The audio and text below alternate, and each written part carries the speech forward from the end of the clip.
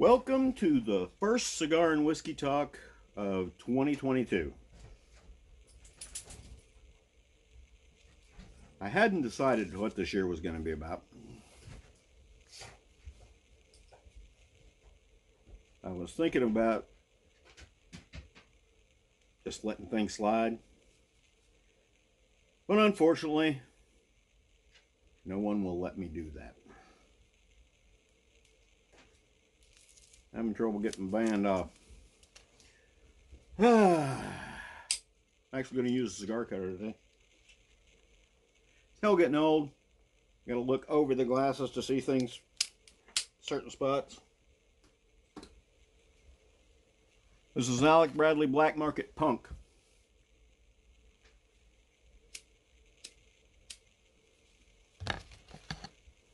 My lighter's cold.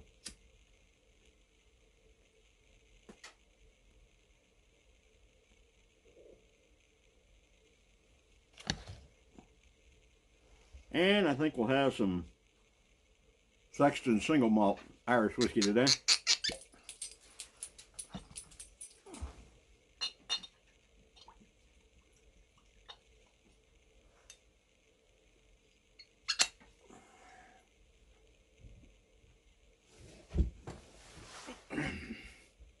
Where to start?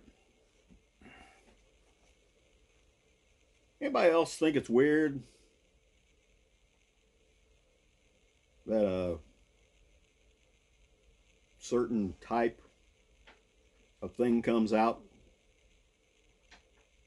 that targets young folks just the same time that they authorize the jab for young folks? Anybody else think that's weird?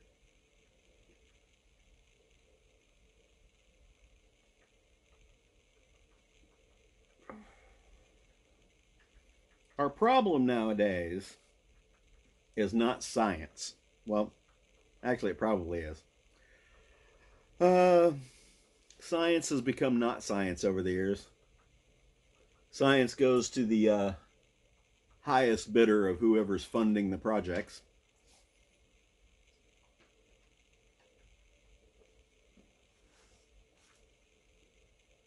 And our news media,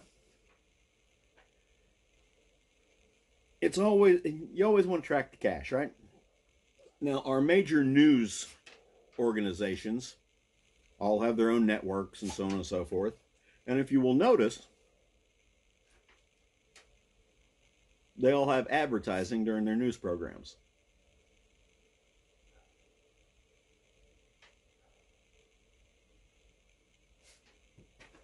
What do you think the likelihood is of a news network reporting things that are the opposite of the narrative that some of their biggest advertisers are putting out?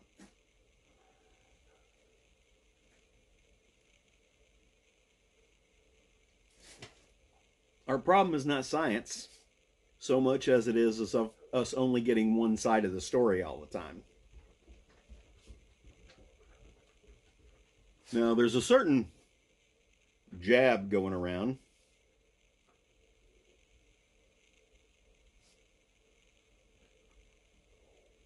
that's touted to be the end-all be-all of everything.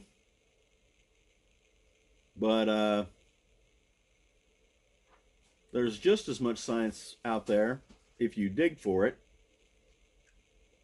that says it's not the end-all be-all. Let's see if I can adjust my focus here a little bit and see if it will stop doing that goofing around on me. I've done this before. I've set my camera up for fixed focus. I've done all the little focusing hacks that you're supposed to do. But for some reason, my camera doesn't want to cooperate all the time.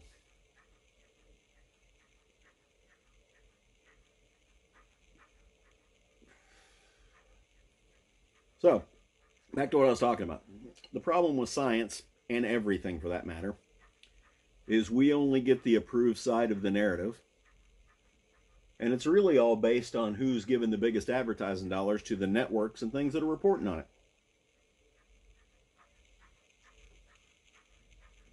if you were in the advertising office of one of these networks, and one of your multi-million-dollar accounts called in and said, listen, we don't want any opposing view, this is what we say, or we may just pull our advertising. Is there any evidence that this conversation ever took place? No, there's not. But being thinking folks, we probably ought to think that that's what's going on.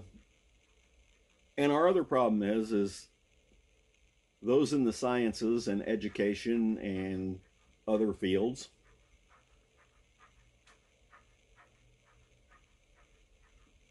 have become so cocky and arrogant over the years that they believe just because they have an idea that it's 100% factual and all of us ought to play.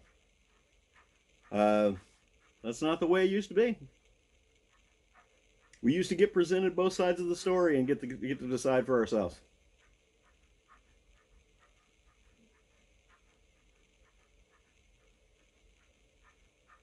It's more of that stuff that I like to call the businesses just phoning it in. They're not doing their jobs. And this is everywhere. I'll be perfectly honest with you. I'll tell you a couple of stories. Story number one, talking about sciences. And this goes to education too, because back in the older days, education used to work like this. You went to high school and or elementary school and so on and so forth, and you got the basics. Then you moved on to college to go into a field of study that you were interested in. You got your first degree, and then before you could even go back for a advanced degree, you had to have so much time in the field out actually doing that job before a college would even let you come back for an advanced degree. Now it's all about money. We've got people who sit on their butt in college all the way through and get their doctorate. They have no experience in their field, zero, except maybe a summer internship program. And you've got 26-year-old PhDs running around out there.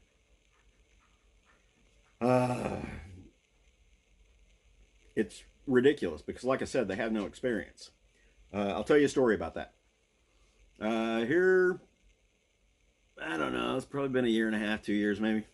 I took the Indiana Master Naturalist training course for the second time.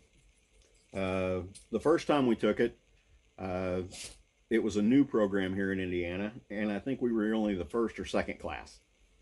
And the problem with that is they could never agree on, the way it worked is you took the training, and then you had to have so many volunteer hours as an Indiana Master Naturalist, doing Indiana Master Naturalist things, and turn in volunteer hours. And once you got a certain amount of volunteer hours, they actually certified you as an Indiana Master Naturalist. And back then, they couldn't agree on what counted and what didn't count. So after about 2 or 3 years of turning in things and them coming back, well, we're not sure that counts, blah, blah, blah, blah, blah, blah, blah, it turned out to be a waste of time, so I just stopped dealing with it.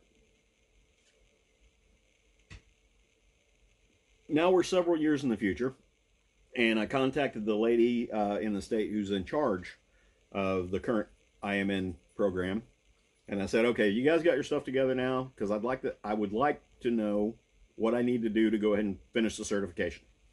And she basically told me this: go ahead and turn in your hours that you've got, and I'll go ahead and take care of it for you. And I said, okay, these are the things I've been doing. Do they count? And lo and behold, radio silence. Didn't get any answers back. So I sent another email and said, hey, this is what we're talking about. This is what's going on. These are the kind of things I've been doing. I'd like to turn in these volunteer hours if they're going to count. I don't want to waste either one of our time. And I got an email back and said, well, we're not really sure yet, so why don't you do this? And I said, how about this? I'll just take the course again and go off whatever the new guidelines are. So I did. I took the course again. And we're sitting in the course one of the sessions, and they've got this young lady, 26-year-old PhD. doctorate in something. I don't remember what it was. I don't remember exactly what her field of supposed expertise was supposed to be. But she started telling a story about some place they had basically attempted to interfere with nature. They had a lake somewhere that had a problem in it, and they couldn't correct the problem. So they searched worldwide, and they found an organism of some sort that they could introduce into this lake that, in its in its native habitat, took care of this problem in that area. So they brought this thing into the United States, introduced it into the lake, and their problem wasn't solved. So they spent some time figuring it out, and they found out that its home lake was a different type of lake from where they were trying to introduce this thing. And basically, in the new lake, the problem and the solution occupied different spots in the water column. So they never came in contact with each other. So, problem not solved. Then the solution became a problem, and they found another solution to the problem that they had just caused, and introduced it. And they found out that in the new area, solution number 2 did not prefer solution number 1 as a food source. It went after other things. So now we've got 2 additional problems that we caused because science told them that was how it was supposed to work.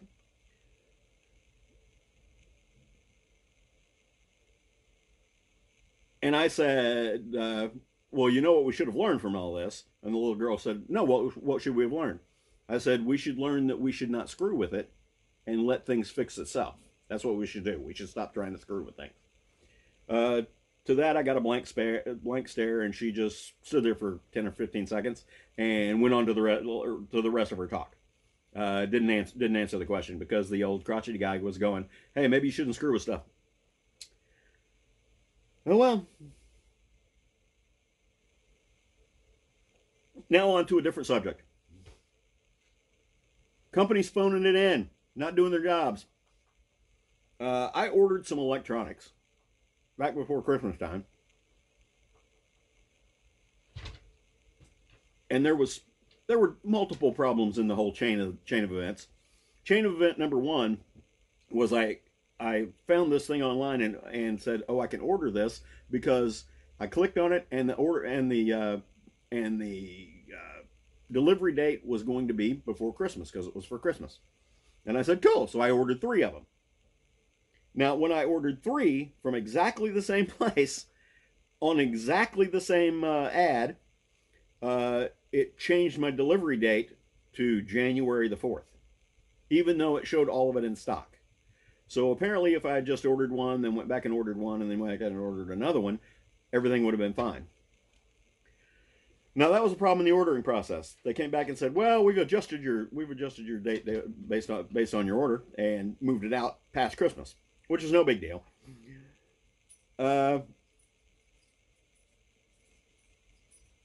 Because what I was ordering was just add-ons for something else. Now, January 4th delivery date, which is tomorrow. We go out of town over the weekend to visit my son for the New Year's weekend. And I came back late last night, Sunday night, and there's a box sitting on my front porch. My front porch is not covered.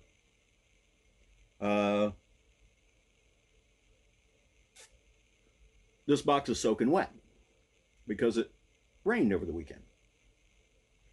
Now, the UPS guy, in his infinite wisdom, decided that on the Friday before a holiday weekend for a package that wasn't even supposed to be delivered until July the 4th, or January the 4th, I'm just going to leave it out in the weather for 3 days. And when I got back last night, the box was so wet when my other son picked it up, and the box everything fell out of the box. Okay, because the box was so soaking wet. Now, the packages inside the box were not sealed in any way, shape, or form, so they were soaking wet too, all the way through. So now I've got $176 worth of electronics completely ruined because the UPS guy decided I'm going to walk past 3 unlocked vehicles that we put stuff in the past when no one was home. I walked past the carport where I could have put it under a roof, and I just left it on the front porch, which is exposed to the weather.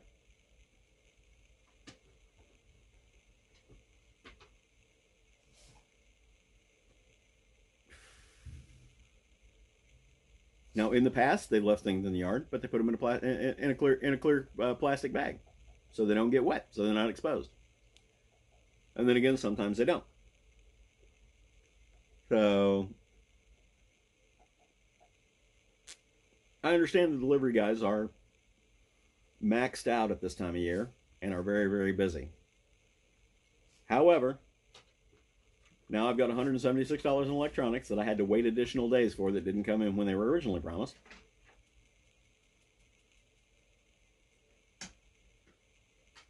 And the company that I ordered them from won't replace the product. They have to issue me a refund and I have to reorder again. In addition to that, I have to take all this stuff back to UPS, have them ship it back, and provide them with a QR code for the return shipping.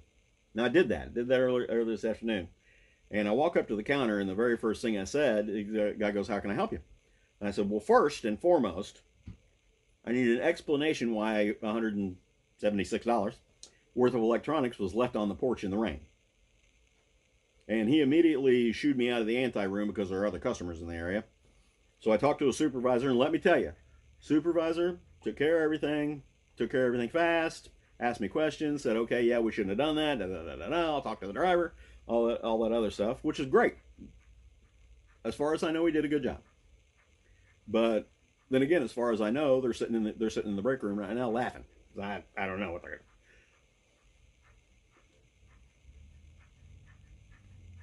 So I guess this could be the year of not letting things slide and calling things like I see them and calling people out. All right, this has gone on long enough.